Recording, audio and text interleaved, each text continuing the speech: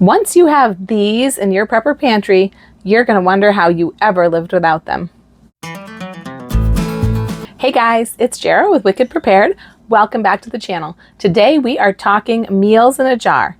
Not pressure can meals in a jar, but dry and freeze-dried meals in a jar. And no, you don't need to have a freeze dryer to make these.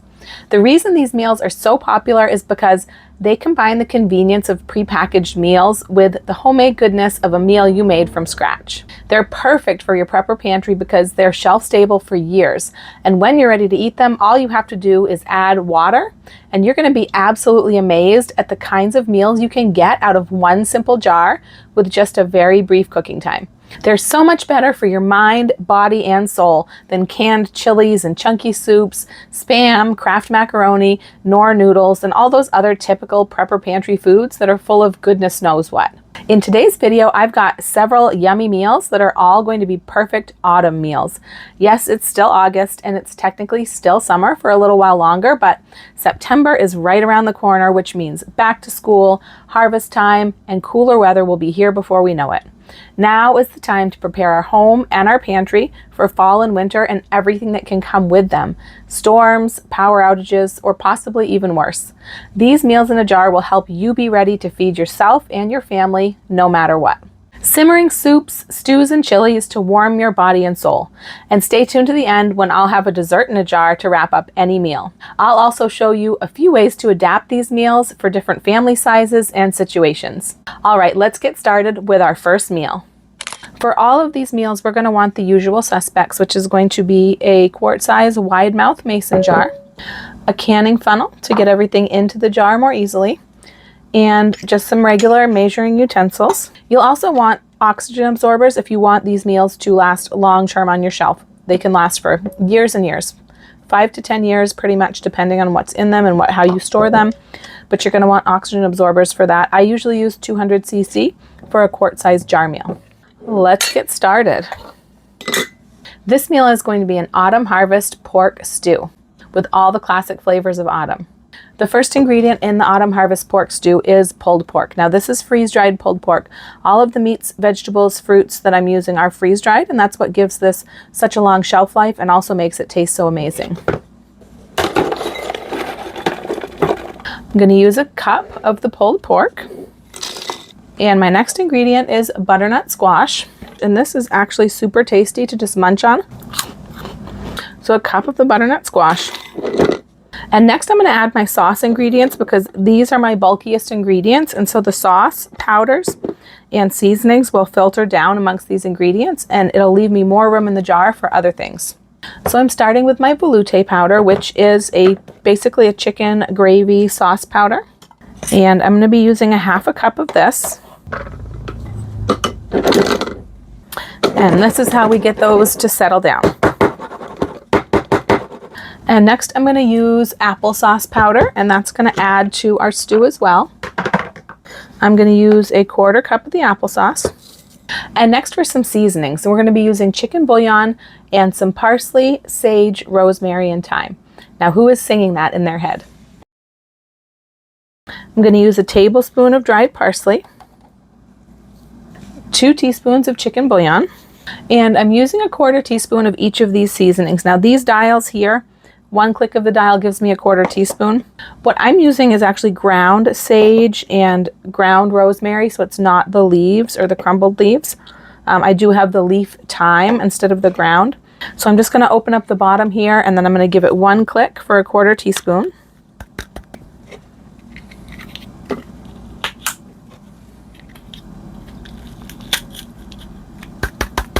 These also do have where you can open them up and scoop out if you prefer to do that. Next, I'm going to be adding some celery, freeze-dried celery. I'm using half a cup of the celery. I'm adding chopped onion, a quarter cup of the chopped onion. And next I'm going to add some apples. These are freeze-dried apples. I've got Fuji apples and I've got Granny Smith. You can use whatever kind of freeze-dried apples you have. I have been doing it with Granny Smith and we like it, so I'm going to try Fuji today. It's a little bit more colorful. Now I'm going to do a half a cup of the apples today, and I want them broken up. I don't want them in big slices like this. If I do have pieces that are already broken, I'm going to use those because that saves the bigger slices for snacking and, you know, making cute little snacks and things like that with the whole slices. If you think some of these ingredients are a little bit strange and you don't think you would like them in your stew, you could substitute them out for anything else. I mean, you could use potatoes in place of butternut squash. You could use green beans in place of apples. I like this because of the autumn flavors. And I got to tell you, Mr. Wicked Prepared, when I told him about this recipe I was making, he did not sound very impressed. He did not think it was a good idea, and he did not think he was going to like it. But I asked him when the dish was cooked if he would try it with an open mind, and he did, and he had to admit that it was actually pretty good, and he really liked it, and he ate his whole bowl. So even if you don't think you would like these flavor combinations, just give it a try. We usually use our apple slices mostly for snacking, more than we do for cooking. However, they are also good for cooking. And if you ever have any freeze-dried fruit that you like to snack on, you might know if you live in a more humid climate, you might have had this happen to you where it loses its crispy crunch because it gets some humidity to it. Or if you have kids and they tend to get into the container over and over again and maybe not put the lid on so tightly, then you know what I'm talking about. So if you ever have that happen, there are ways that you can kind of crisp it back up. But honestly, if we have that happen, I just like to use them then for baking and for desserts and for smoothies and anything besides just plain snacking. So that's a really great way to use up any fruit that you've had that's gotten a little bit less than crisp. So there's our half cup of apples. And now our jar is complete. If I was going to be putting this on the shelf for long-term storage, I would put an oxygen absorber in the top and put the lid on. Some people use a vacuum sealer. Some people do both. You don't have to do both. An oxygen absorber, if you have the right size, it can do away with all of the oxygen in the jar, which is a lot of what's going to cause any of your food to go bad. It doesn't take away all the air in the jar. Only a part of the air is made up of oxygen. But a vacuum sealer can take out some of the air, but it's not going to remove all the oxygen. So that's why I prefer an oxygen absorber. So here is our jar of our Autumn Harvest pork stew. I'm not using an oxygen absorber today because I am going to end up cooking this jar up and show you how it comes out. All right, let's fix up this Autumn Harvest pork stew. I'm going to use my emergency butane burner just to kind of pretend that we are in a grid down emergency. This is what I prefer to use when I have to cook indoors during a power outage. I'm going to go ahead and open up my jar and empty it into my pot. Now I'm going to be adding 6 cups of water, and I'm going to pour it into my mason jar first just to rinse out any additional powder. And keep in mind you do have markings on the side of your mason jar. Obviously a quart jar holds 4 cups right up to about here, and that could be used if you didn't have a measuring utensil to cook the meal.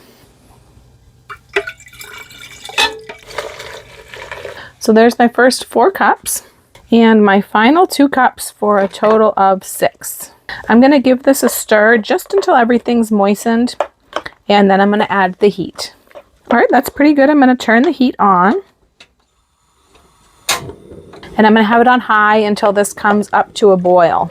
You know, I've been doing the Granny Smith apples in this, which does not have the peel on it, and I really like the color contrast of having the little bit of peel on these Fuji apples. You don't really notice the peel when you're eating it, at least I don't, but it really adds a lot of color. It's starting to bubble now. I'm going to let it bubble a little bit higher, and then I will go ahead and turn it down. And we're only going to end up simmering this for about 10 minutes. It just needs to be long enough for everything to kind of assimilate and for the pork to refresh fully. That's going to be the thing that would take the longest time. I mean, the apples, the celery, the squash, they don't take any time at all. But it does need to come together and thicken up, and that pork needs to get all the way refreshed. The pork is fully cooked. You could eat this right out of the can. I do. I eat it out of the can because I think it's tasty. It just needs time for the moisture to get all the way through the pieces of pork so that it can be moist and tender again. And if you find you have any pieces that are being stubborn, it's usually because they're quite a bit larger than the other pieces, and so they take longer. So you can break up larger pieces of pork, or any meat actually. You can break up into smaller bits if you're having trouble with them getting refreshed all the way to the center. But usually it just takes a little bit more time in the liquid. All right, so now that this is boiling, I'm going to turn it down so that it can just simmer for about 10 minutes. This is such a quintessential fall dish. This smells just like Thanksgiving. It really does. So after about 10 minutes of simmering, you can see that it's thickened up nicely. I just tried a piece of pork and it tasted really tender. It wasn't the biggest piece in here, but it was a good chunk. And I'm going to turn the burner off and I'm going to let this set for a few more minutes because it does need to cool, and what's going to happen is it will continue to cool. It will continue to thicken up a little bit as it cools, and it will assimilate together better, and then it will be ready to serve in just probably 5 or 10 minutes.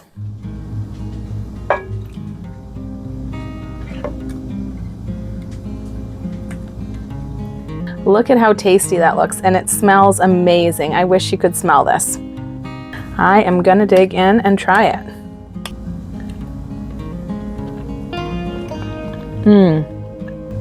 Oh my, that pulled pork is so good.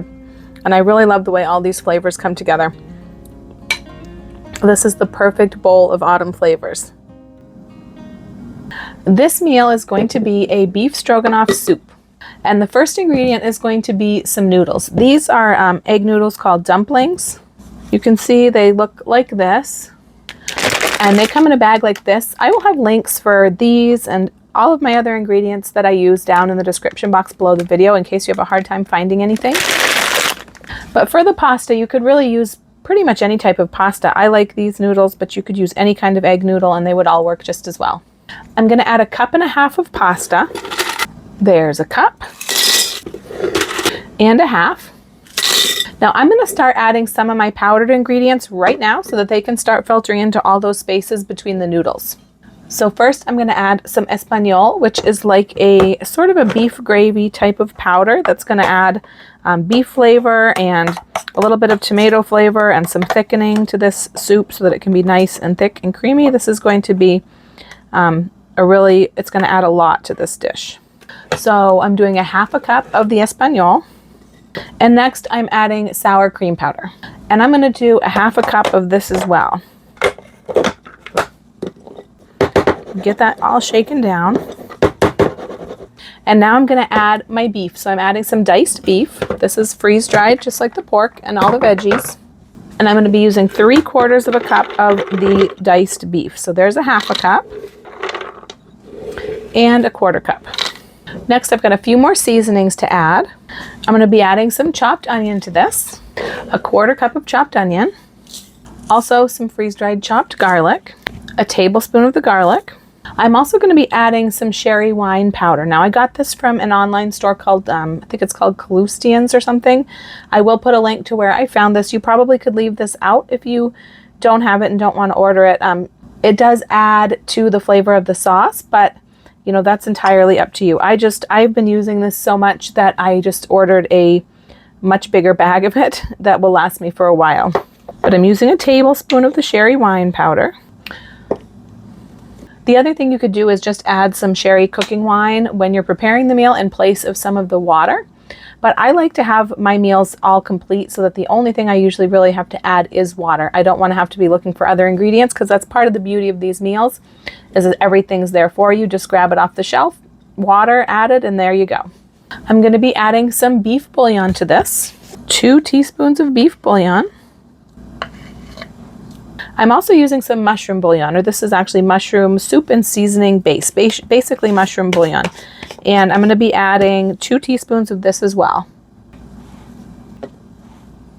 Next, I'm going to be adding some red wine vinegar powder, and I'll put a link for this down below as well. I get this from a place called Firehouse Flavors, which is a store that I absolutely love. This is an amazing place for powdered seasonings and powdered flavorings and powdered condiments. They have so many things. But this is a trick that I learned years ago in a stroganoff recipe that added a little bit of red wine vinegar to give it a little bit more of that stroganoff tang, that typical tang that you would have in a stroganoff. So that's what I'm doing here, and I'm going to be adding 1 teaspoon of this.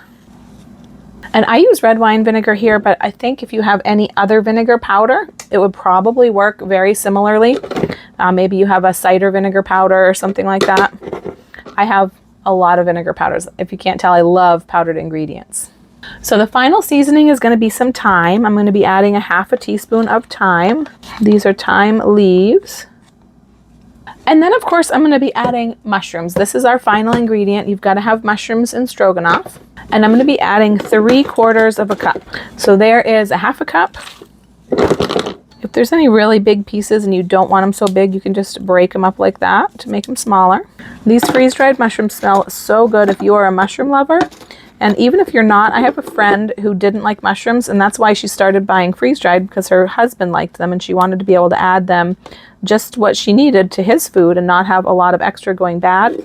And she finally decided to try the freeze-dried mushrooms, and she actually loved them. She liked the texture of these so much better than regular fresh mushrooms. So even if you think you don't like mushrooms, give them a try. Just like the other stew, you never know, you might really like it, so give it a try.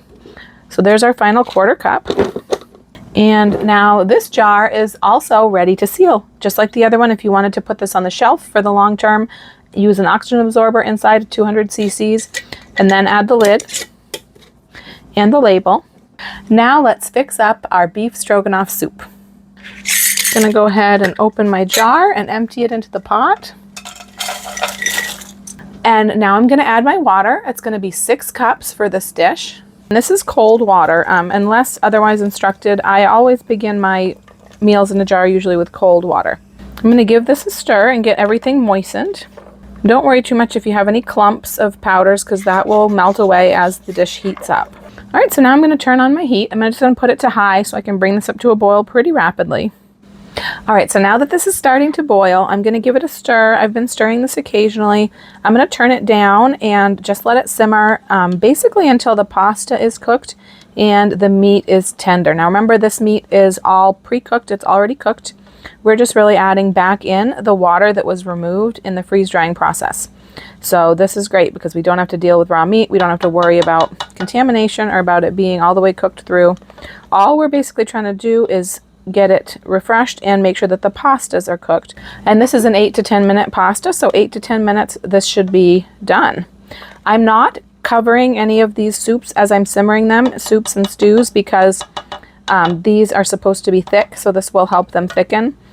This is also going to thicken from the starch in the pasta, and there are thickening agents in some of the sauces that I've used. All right, now that it's been about 8 minutes and I can see that the pastas are looking kind of cooked, so what I'm going to do is I'm going to try a piece of the beef and a piece of the pasta. If the pasta is tender and the beef is tender as well, then this is going to be pretty much ready to go. And I'll just turn it off and let it cool for a few minutes. I'm going to give that about 1 more minute. All right, so this is ready to come off the heat. I'm just going to turn off the burner and let it sit here for about 5 or 10 more minutes just to cool off a little bit. And I find with these kind of freeze-dried meals in a jar, that's kind of like magical time. That extra 5 or 10 minutes of sitting really lets everything kind of come together. You can see it thickens up nicely with that pasta, the sour cream, the beef bouillon in there. This soup, because it has pasta, it will continue to thicken as it sets because that pasta is going to continue to absorb liquid. So it's probably best eaten, you know, fresh, but it's actually not really a bad thing if it gets a little bit thicker. And if you like it thinner, you can always thin it out. If you have leftovers, you can use some beef broth or some water or even a little bit of milk probably to thin this back out. Look at this beautiful steaming bowl of beef stroganoff soup. So delicious.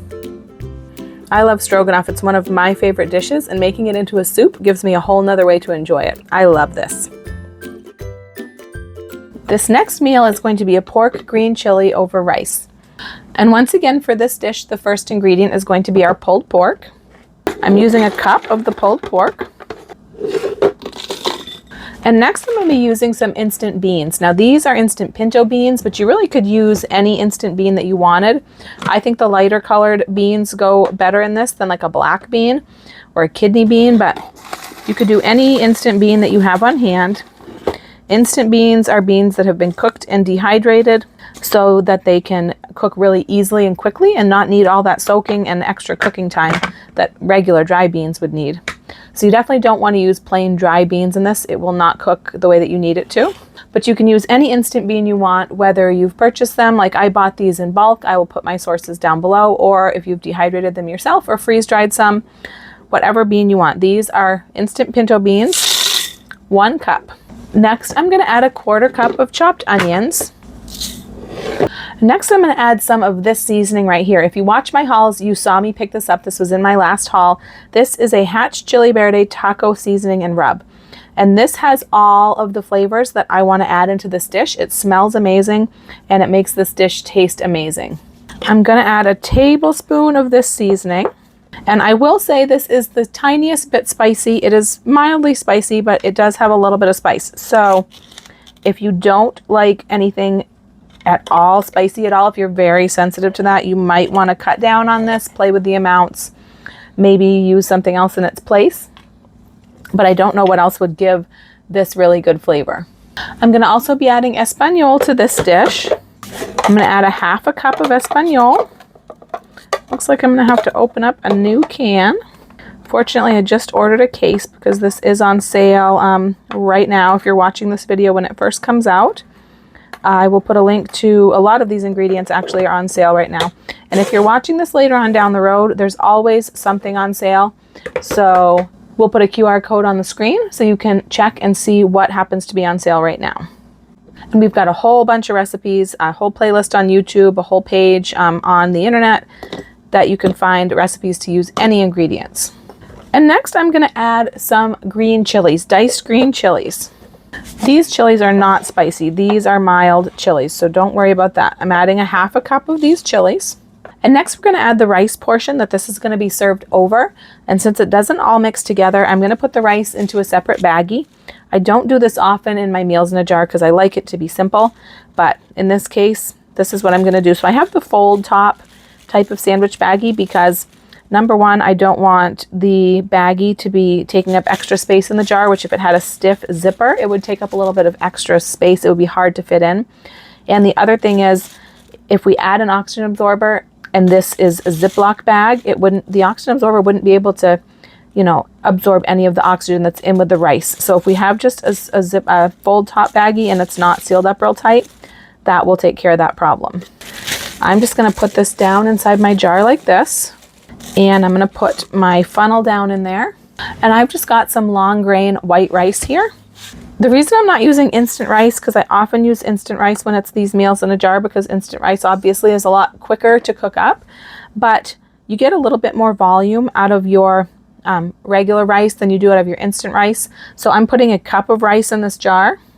And that's going to cook up into roughly 3 cups of cooked rice, which I thought was a more appropriate amount for this. If I used instant rice, we'd only get about 2 cups.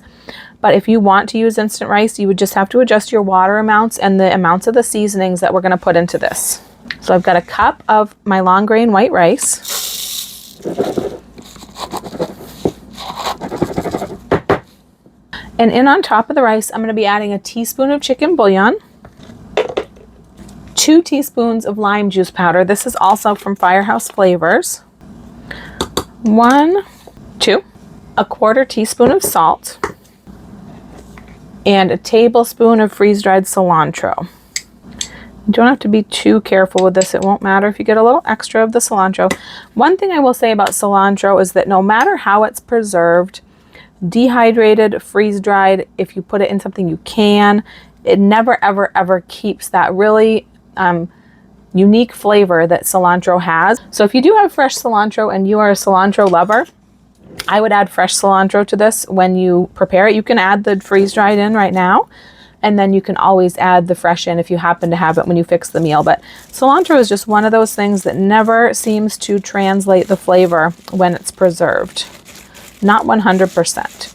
So I'm just going to twist this up loosely, like I said, and tuck it in here. And we would put our oxygen absorber on top here if that's what we were doing. I am going to fix this one up for you. So once again, I'm just putting on the lid. And our green chili pork stew over rice is ready to go. Now let's prepare our pork green chili over rice. Now remember, this has 2 separate components that are going to have to cook separately. So if you are just doing this like in your house on an everyday basis, you can use 2 pots and 2 burners. If you have 2 emergency burners, that's great. If not, I'm going to personally cook the rice first and set it aside and then cook the chili portion, because the rice will still be plenty warm to serve the chili over. So you could do that, or you could do it in the reverse order, whatever you want. I'm going to use a smaller saucepan for the rice. So I'll go ahead and open up my jar and just remove the rice packet and empty this into my pot. I used 1 cup of rice, so I'm going to use 2 cups of water because this is regular rice. And I'm just going to stir this around, get everything kind of dissolved. All of our seasonings dissolved and distributed. I'm going to cover this pot and put the heat on. Then just bring this up to a boil, turn the heat down, and let it simmer for about 20 to 25 minutes. You could also do this in a rice cooker if you have a rice cooker and electricity. Now that this is coming up to a boil, I'm just going to give it one more quick stir and turn it way down and just let it simmer until it's done. All right, so it's been 20 minutes. Let's see. It looks like it's done. All right, 20 minutes, rice is done. Let's move this off the heat. So for the rest of the dish, for the chili portion, I'm going to use my other pot. It actually probably would fit in the same pot I did the rice in because that's a medium-sized saucepan, so I could have moved the rice into a different dish and used the same pot. I'm going to empty this jar into this pot. And then we're going to add our water, which is going to be 4 cups of water. I'm just going to stir this around until everything's moistened. And now I'm going to get the heat on the burner and bring this up to a boil. And with a lot of these dishes, if you were really concerned about fuel, a lot of these would actually be fine if you just simmered them for a couple of minutes and then covered them up, wrapped them up to keep the heat in, and just let them set for a while. And that would probably be sufficient to cook these dishes if you were in a situation where you were worried about your amount of fuel. All right, this has been going about 10 minutes, and even the larger chunks of pork seem pretty tender. You can see that it's thickened up really nicely. The beans are soft, so I'm going to go ahead and turn this off. And just like the other dishes, I'm just going to let this set for just a few minutes, and then it'll be ready to serve. Let's go ahead and add some rice to our dish and some of our pork green chili over top. This smells so good.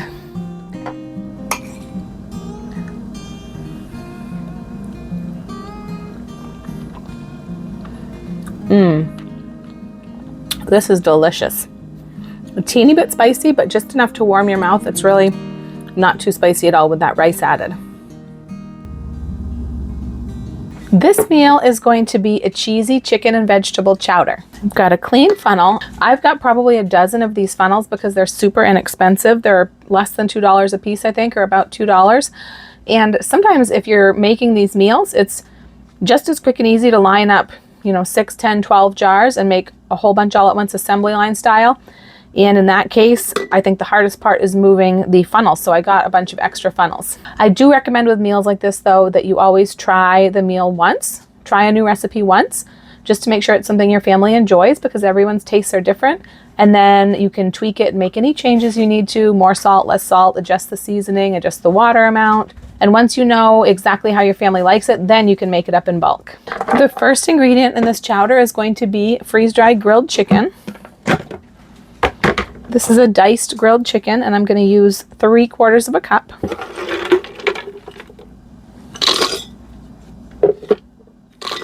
And next I'm going to add some freeze-dried diced potatoes. These are freeze-dried. I have both freeze-dried and dehydrated, but you don't want to mix the two or confuse the two because they both have very different cooking times and water amounts, and they equal out to a much different amount of food when they're prepared. So you don't want to confuse and use dehydrated instead of freeze-dried, or vice versa, because it won't come out the same. I'm putting in 1/2 cup of these potato dices. And next I'm going to put in some broccoli, freeze-dried broccoli. This is one of my favorite items ever because broccoli is so yummy and it's so nutritious. And how else are you going to have broccoli shelf stable in your pantry? I'm doing 3/4 of a cup of the broccoli, so I've got 1/2 of a cup and another 1/4 cup. And next I'm going to add some of my powdered ingredients because they're going to filter in amongst that broccoli really well, because that broccoli has a lot of spaces in there.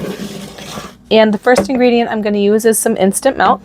I need a half a cup of instant milk. Let's see if I have it in here, if I'm going to have to open up a new can. This instant milk is on sale, 50% off through the end of the month. It has a 25-year shelf life, and it's actually really good, tasty milk. And it's something that everyone should have pretty much a lot of on hand in their prepper pantry. So I'm going to be grabbing another case, I think. So there's a half a cup of the instant milk. And you can see I can shake that right down, and it's down below the broccoli already, and there's room for more powdered ingredients. I'm going to use some cornstarch next, a quarter cup of cornstarch. Next, I'm going to use some cheddar cheese powder. Now, this is Judy's brand cheddar cheese powder. I'm going to put a link down in the description box. Now, the reason I make sure to tell you the brands of what I'm using is because with some products, it can make a difference. There's a lot of different companies that make cheddar cheese powder, and there's also different products like cheese sauce powders and all sorts of different products that may or may not taste the same and may or may not act the same in a recipe.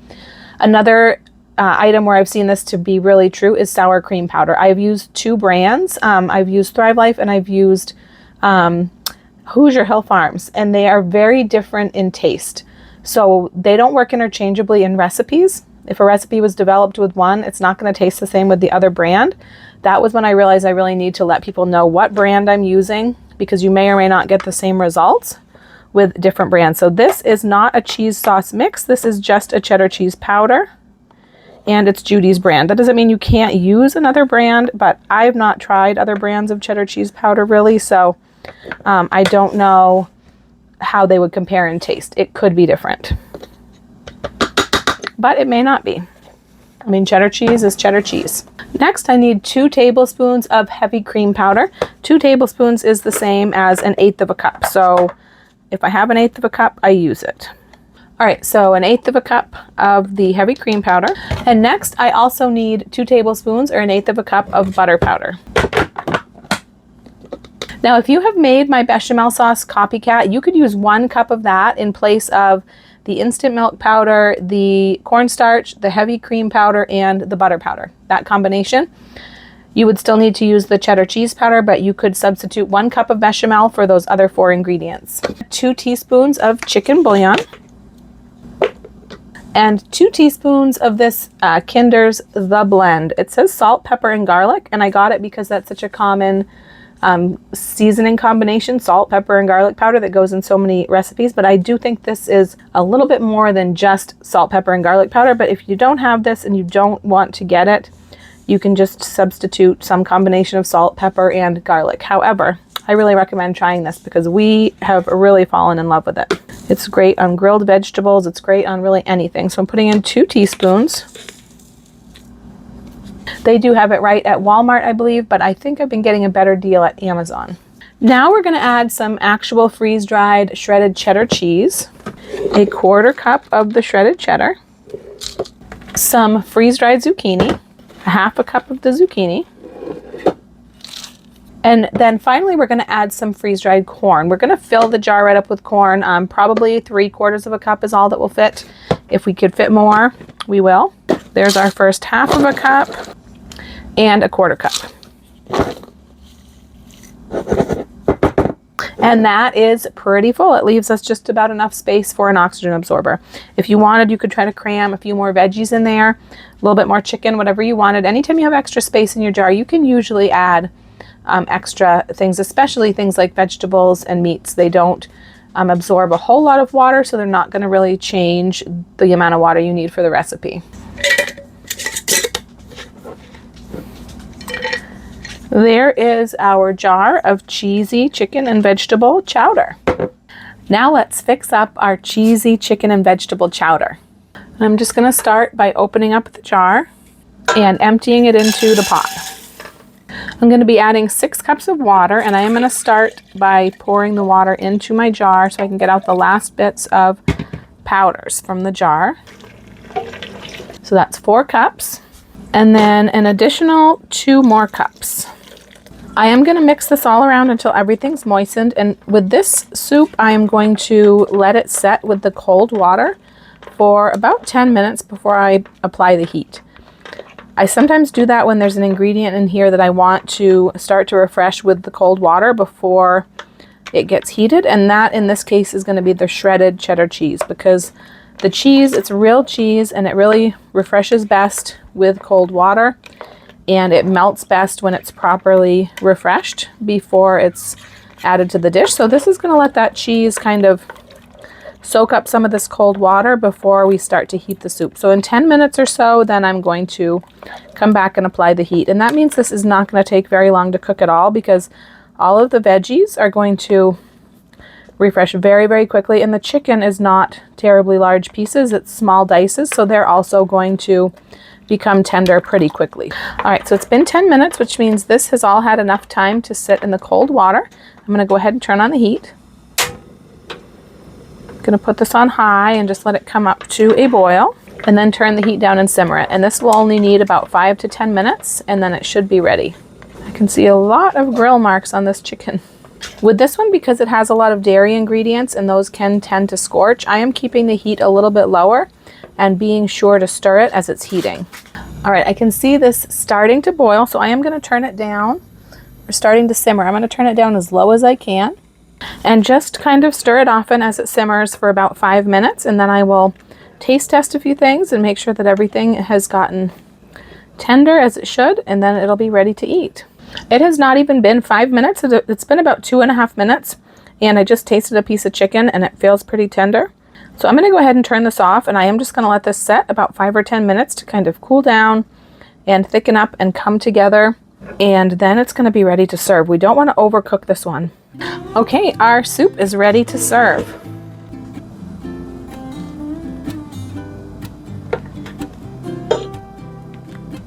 There we go. Cheesy chicken vegetable chowder. Yum.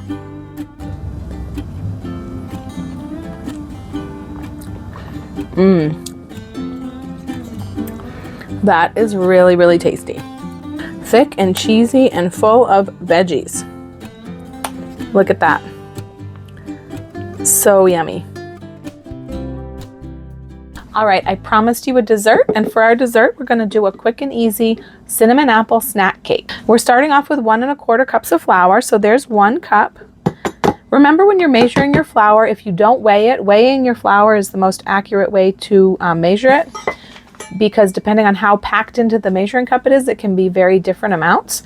So if you're not going to weigh it, then lightly spooning it into your measuring cup, fluff up your flour, lightly spoon it into your cup, and then level it off with some sort of a flat tool. I use a chopstick. I usually weigh my flour with my pantry sheet, but right now the canister for that is being washed and refilled, so I just measured it the old-fashioned way.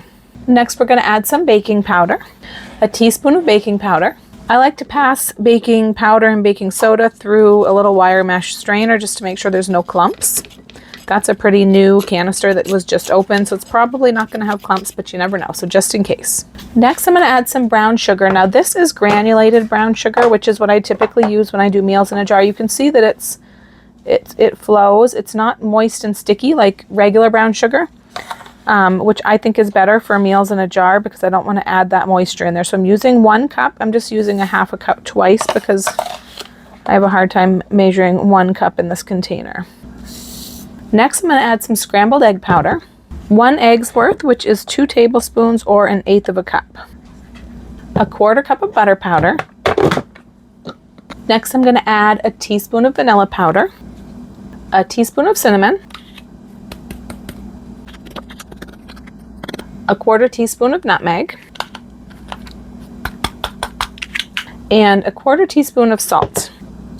The next thing I'm going to add into here is going to be my apples, and I'm going to use Granny Smith apples for this, and I'm going to use 1 cup, but I am just going to break the apples up a little bit into smaller chunks.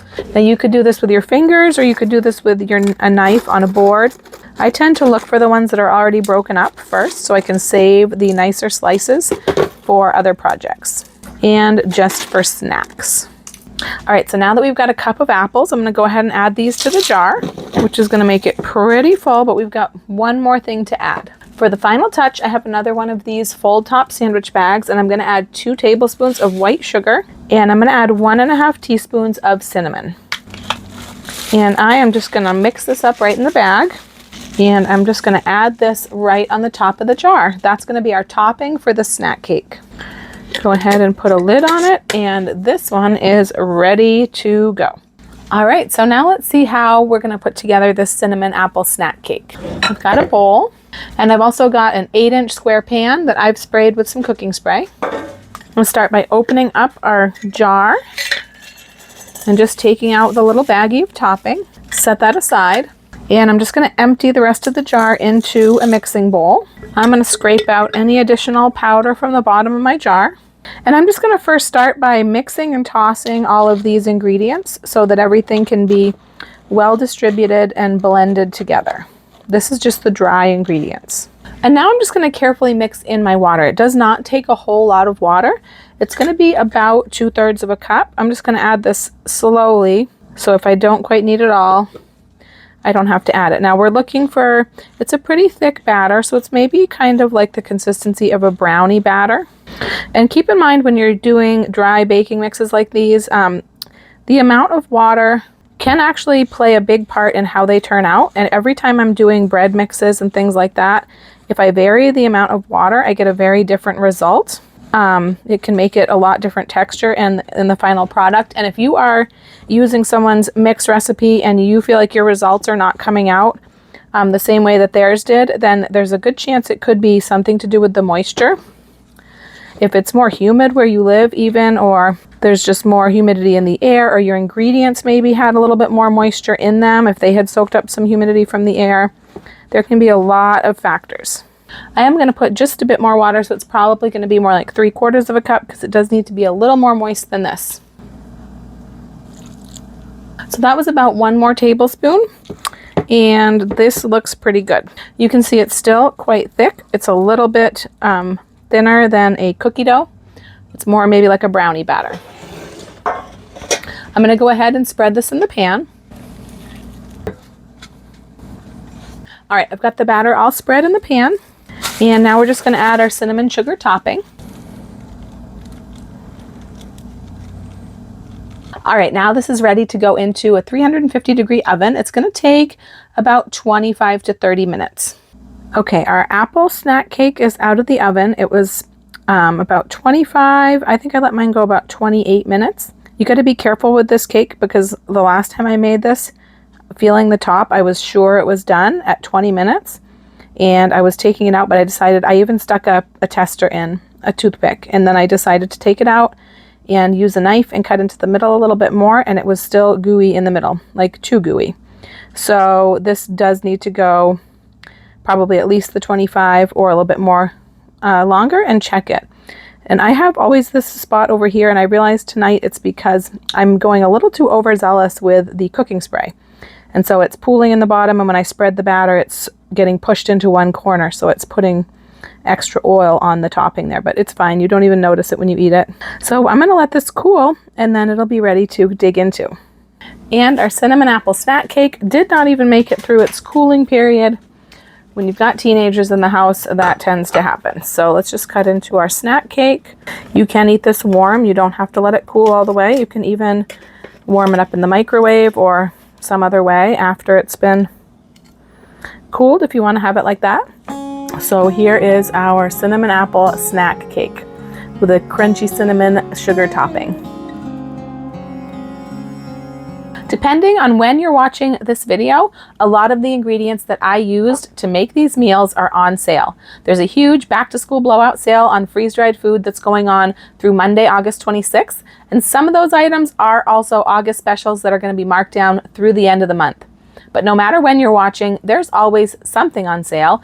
So click through the link in the description box below or follow our QR code to find out what's on sale right now and lock in the best prices. You can also get on my text alert list to get notified whenever there's a new sale, a flash sale, or a coupon code by texting the word alert to my number that you're going to see on the bottom of the screen. I'll have links to all the harder to find items down in the video description, as well as brand information, because on some items, like I mentioned, the brand can make a difference in the flavor or the performance.